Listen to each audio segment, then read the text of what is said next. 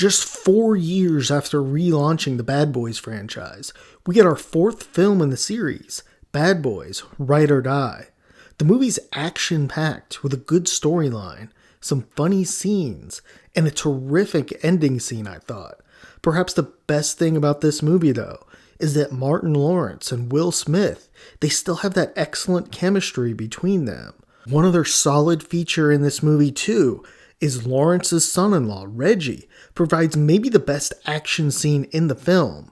As stated, the highlight of this movie, I think, and really the franchise, is the acting and the chemistry between Will Smith, or Mike, and Martin Lawrence, or Marcus. In the movie, interestingly this time, the roles are somewhat reversed between the two, which I thought was a good take. Now, early in the movie, Marcus, he suffers a heart attack at Will Smith's wedding and has a near-death experience. There, he meets Captain Conrad, who informs him it's not his time, and as Marcus wakes up, he believes he's invincible. During the first three movies, if you've seen any of them, we know Marcus is careful, often scared, while Will Smith, or Mike, is just the opposite. But since Mike just got married, and in this film for the first time, we see Mike struggle with anxiety. He has a panic attack and has survivor's guilt around people he loves being hurt. I thought it was good the writers took this angle, and it surely worked. Now, probably one of my favorite things in this movie was the ending scene. Sometimes movies are good and then you get to the ending scene and it's just a letdown, but that's definitely not the case in this movie. It's set in an abandoned gator park, and the scene is not only visually appealing right on the coast, but also has a scary back element where a gator could eat one at any time. In addition to this, there's some cool action scenes with some awesome camera angles. For example, we see Will Smith's perspective holding the gun, and it reminds me of the old Bond video game from the early 2000s. Now, the ending was satisfying too, letting Smith's son, Armando, escape. If I had to pick the one thing I wasn't a huge fan of in this movie, it was reintroducing Armando and giving him a pretty significant role. Now, if you remember the 2020 movie Bad Boys for Life, in that movie, Armando assassinated Captain Conrad, and the movie does a pretty good job presenting Armando as this hardened, skilled Sicario who was basically used by the cartel and regrets a lot of his decisions. Still, it just doesn't seem like there's much future potential with a story around Armando.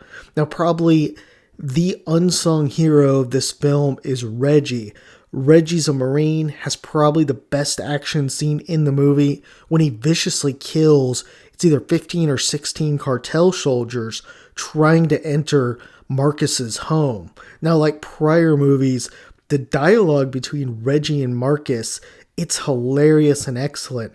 Reggie shows this utmost respect for Marcus, while Marcus is always trying to bully Reggie. And if you think back to Bad Boys 2, Reggie was a teenager in that movie, and Marcus and Mike, Reggie comes to the door, and the two of them just completely bully Reggie. And the fact that he stuck around and married Marcus's daughter has really been a good move, good writing from the franchise. Now, the very last scene of this movie, as I mentioned, it had me thinking that we're going to see an even bigger role from Reggie in the future. Possibly he starts working as a police officer. He certainly got the background, being a Marine. Now, one really interesting thing that the writers could have done in this film is if they wrote things just a little bit differently and they allowed Armando to somehow not be a fugitive, but to maybe work out some sort of deal where if he helped someone, he'd be free of all his charges. Then we could have Armando and Reggie team up and become partners, similar to Will Smith and Martin Lawrence, and essentially have another set of bad boys, or possibly a spin-off. Still, this is probably something that the franchise wouldn't do, as both actors, they're really good character actors, but they probably don't have the star power and the screen presence. Well, they definitely don't have the screen presence and star power as as Smith and Lawrence, but they probably can't, carry a movie. Now, we saw some additional solid acting in this movie too from Paula Nunez, who plays Rita, once again, and we also saw Rhea Seehorn, best known for playing Kim in Better Call Saul. She was also a solid addition as Captain Conrad's daughter.